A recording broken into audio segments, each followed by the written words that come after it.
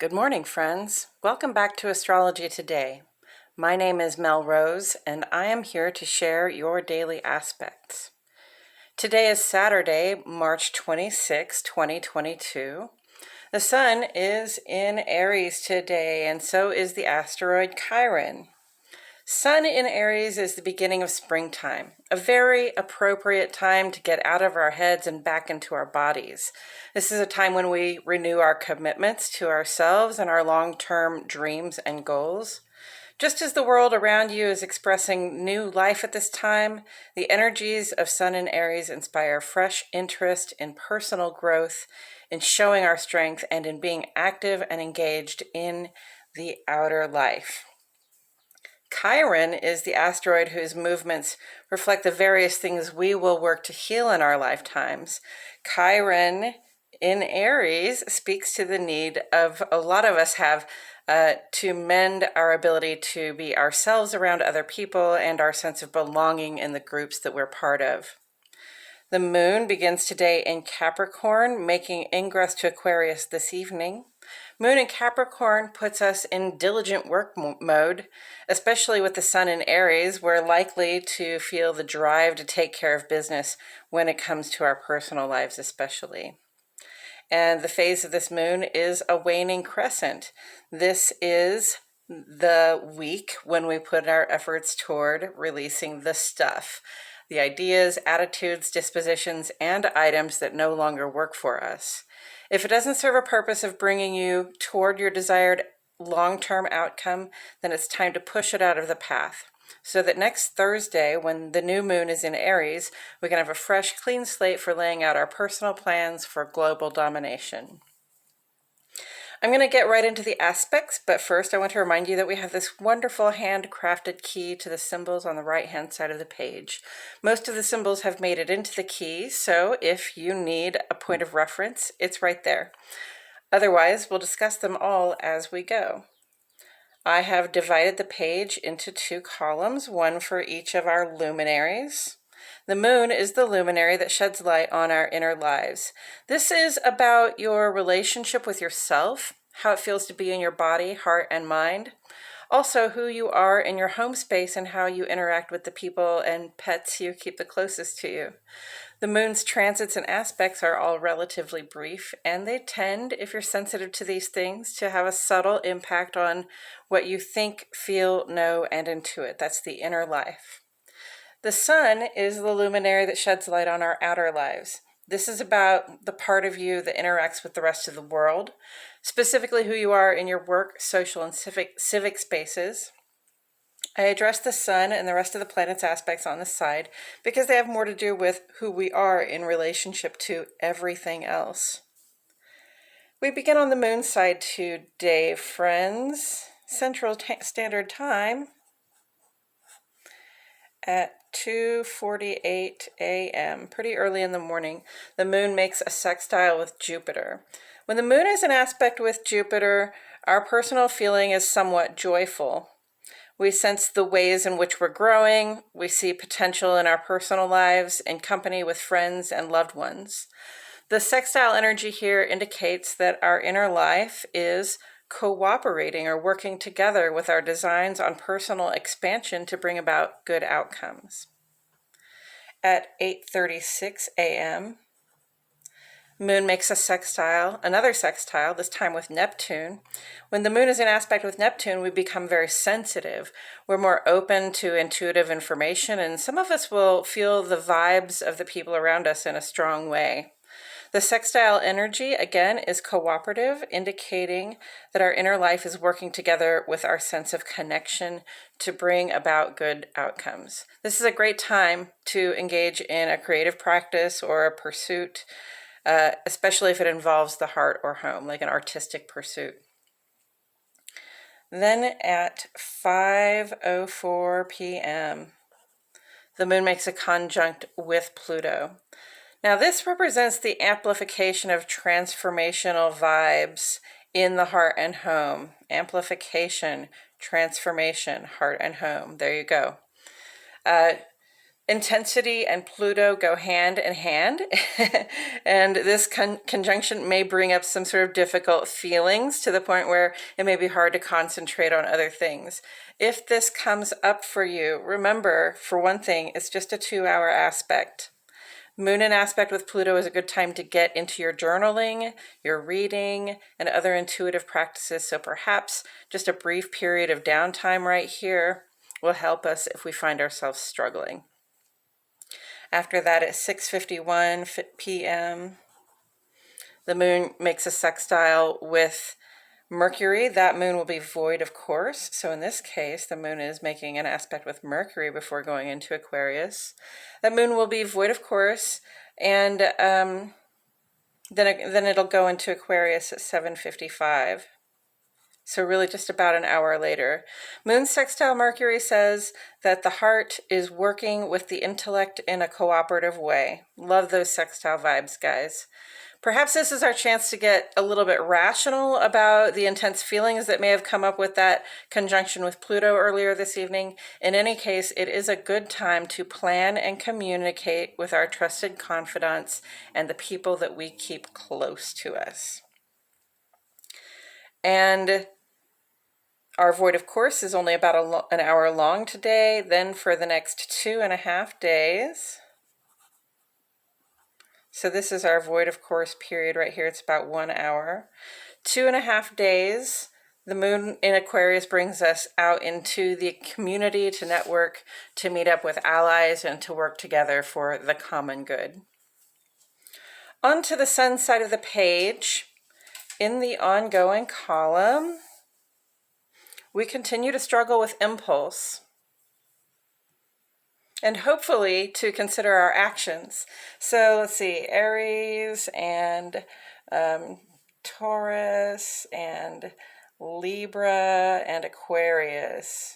I see this being something that this stuff being something that applies especially to you, though it is here for everyone. Today is the last day for Venus square Uranus, especially this stuff and this stuff here.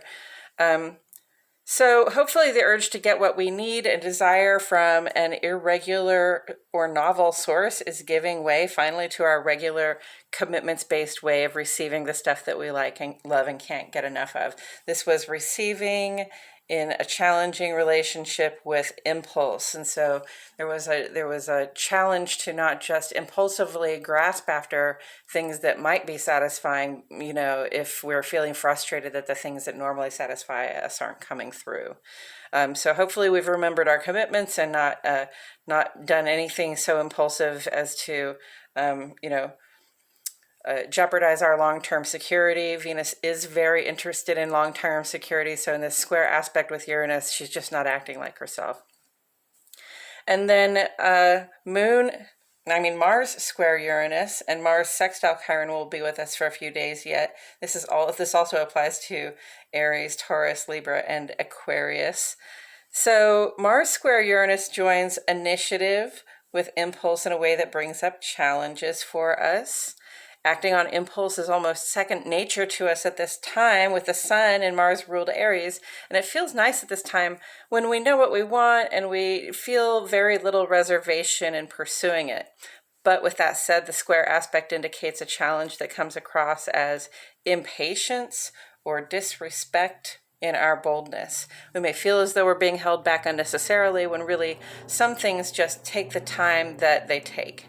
This is where Mars sextile Chiron comes in to help us mend that sense of frustration by being honest with ourselves about our reasons for being in a hurry and reminding us to have compassion for the process and the people who run it.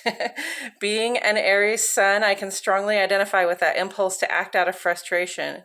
I can also say that the easier route is often to demonstrate patience even when I'm not feeling it. It also helps to remember that good things come to those who can ask for them in an unselfish tone of voice. Thank you, Rob Bresney. Okay, today on the sun side of the page at 5:35 a.m., and I kind of wish I hadn't just squeezed this in here, but sure enough I did. Right in there in the middle. Mercury runs sextile to Pluto. So this one's really for Gemini and, let's see, Virgo and Scorpio influenced people. That's your little Scorpio, little wonky Scorpio there. This one may be of particular interest to you guys, though it does apply to us all.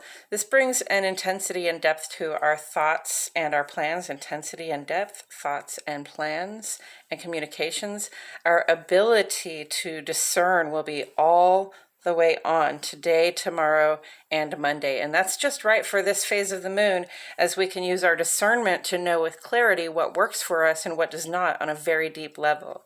This is a time to think, plan, and converse on those core intentions we have as human beings, and to hold in regard as worthy only those goals and ideas that express the truth and beauty of our fondest ideals for ourselves and the world, okay? Discernment helps us realize that all that glitters is not gold, right? It helps us realize when we've been clinging to something or trying to grasp at something that might seem good but is probably not. Like, oh, that piece of pie doesn't look like it did in the picture, right? And our thoughts, plans, and conversations can get pretty deep, but our discernment at this time, our ability just to tell what is good and what is not, is really boosted. So, and we're capable of having really productive conversations about it right now. Discernment is a human power that some of us are more conscious and intentional about using than others. It's also a muscle we can learn to flex. If you struggle, like I sometimes do, with knowing whether something will be good or bad for you, I encourage you to consciously and intuitively engage with this aspect for the next couple of days. You may pick up some clues on how to approach future discernment challenges. Okay, coming up tomorrow, Mercury makes ingress to Aries, and our ability to think and plan and communicate will become much more clear, direct, and even assertive. Venus makes a conjunct with Saturn on Monday, bringing the amplification of our receptivity with our sense of order in the world. That'll be a fun discussion. And we'll see the new moon in Aries on Thursday, beginning a very active and engaged space of time to set intentions and create plans. That's what the new moon is about. Then we have 3 more conjunctions coming up late next week, involving the Sun, Chiron, and Mercury all joining up here in Aries. What an exciting time that will be, friends, and we'll discuss it all very soon. So that's it for today's astrology, friends. Thank you all for tuning in today. If you have any questions about what's here, or you want to express something that came up for you while you were watching, I encourage you to put a comment in the section below. Also, please like my video, and you can further support my efforts here by clicking the subscribe button. And click the notifications bell to know when fresh content is posted. I post here every day, and I wouldn't want you to miss a thing. Next, we're going to take a few minutes to talk tarot. I'll discuss the card that sits on the side of the page, and then I'll do a quick review of today's aspects and throw a card to bind today's energies. So, starting with the card that sits on the side of the page, this is the Two of Wands, and it relates in tarot to the first 10 days of the sun's transit through Aries. This is the beginning of the springtime. It's the beginning of the first fire sign in the zodiac. Okay, so it's also the beginning of Wands, which is the element of fire in tarot. It's the beginning of the Wands journey in the tarot deck. And the Wands journey begins with a plan, a sense of initiative, drive, and spark that helps us develop a plan. A sense of discovery is part of it too. Being opened up to what is possible, being opened up to what we can do with what we have the power to affect here. This is a time when our vision, our ideas, our thoughts, our intentions can really be transformed into progress. And I realize, the lunar phase says we're not quite there yet. The lunar phase says we're pushing things out right now. We're releasing things, and we're going to set those intentions and make those plans with the new moon.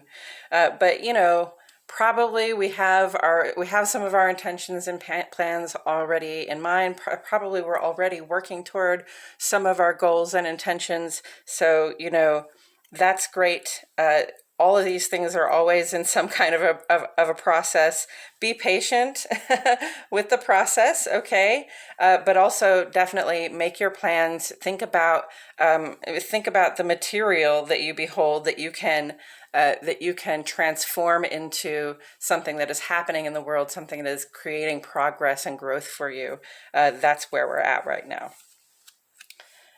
And now I'm going to mix up my cards while I remind myself that the sun is in Aries and so is Chiron. And tomorrow, Mercury will also be in Aries. So it'll be a little party in Aries after we had that party in Pisces last month. So sun in Aries, this is a time of initiative, drive, beginnings, spark. And also Chiron in Aries, this is a time when we are thinking about our personal expression, how comfortable we are being ourselves, and our sense of belonging in the groups that we're in. And then on the moon side of the page, we have a waning crescent moon in Capricorn most of the day, and then moving into Aquarius. So that's we're working on letting go of what doesn't serve us. That's very much worker mode. And then when we shift into Aquarius, it's going to be a little bit more of a management mode and working with others to help us reach our goals, which is also very important.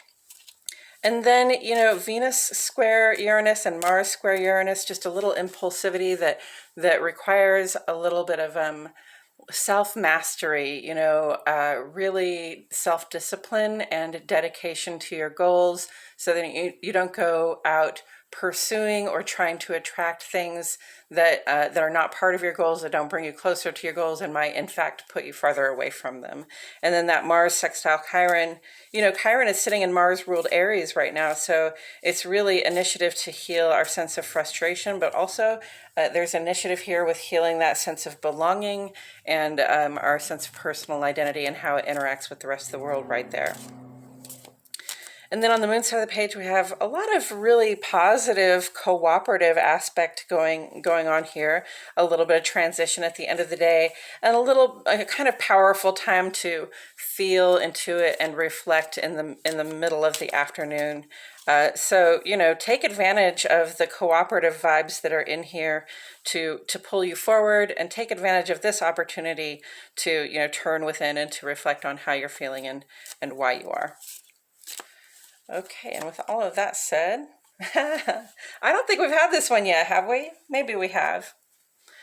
We got the Fool, guys. So the Fool is another classic Aries card. Now, I know I said the other day that the Emperor is a classic Aries card. The Emperor actually has like ram's horns on his throne, or in some decks they're on his head. So that, that's very much an Emperor vibe, the Aries ram. The horns are right there. But the Fool is also a good Aries vibe, because the Fool, look, this guy's a 0. He's not even a number in the major arcana or in any of the minor arcana. This is pre-experience. This is a fresh start, a new beginning. It's moving forward on impulse. Okay, moving forward on impulse, right? We're seeing some challenges there. We can become impatient or frustrated, but the Fool really takes an innocent approach to the adventure that they have set out on. It's like, I understand that I don't know anything about what it is that I'm trying to do. I don't know anything about the journey that I'm about to go on. And I really see that I'm also tripping lightly into this, but I have my intuition with me, and I'm just going to follow my heart and follow my gut and see where this beautiful path takes me. And, there's something that seems foolish about that, and there's something that seems unwise about it, but that's the whole point, is to not be wise all the time, to approach certain adventures in our life, approach certain parts of our lives, certain parts of our journey, certain experiences that we're bound to have with an openness and an innocence, so that we can go in not saying, I already know what's going to happen here, because you don't, and not having too many preconceived notions about how things will turn out, because that will, and preconceived notions and expectations, these just lead to disappointment usually. So sometimes it helps not to have expectations and preconceived notions. You can just, you know, understand that you're innocent, understand that you don't know, understand that you're going to need some teaching and guidance. Be open to teaching and guidance. Be open to seeing the signs that will help you move forward toward your goal. Reading the omens, or just reading the street signs, going the speed limit, doing what you can to get there safely. But also, not going in with a lot of expectations, except the expectation that you're going to learn and grow and go through some stages with this before it reaches completion. I love the Fool. It's a very Aries vibe. This is also a very Aries vibe, because it's like there's an ambition to it.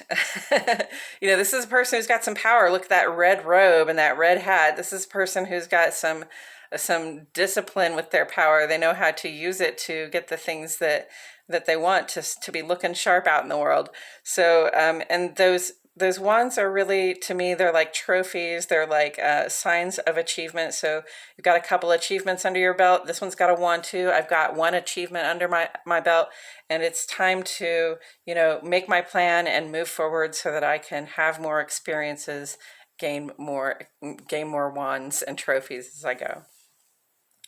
All right, I think that's all I have to say about that today. Thank you all so much for being here, for showing up every day to get your daily aspects, your daily astrology. My name is Mel Rose, and I will see you all back here tomorrow for more Astrology Today.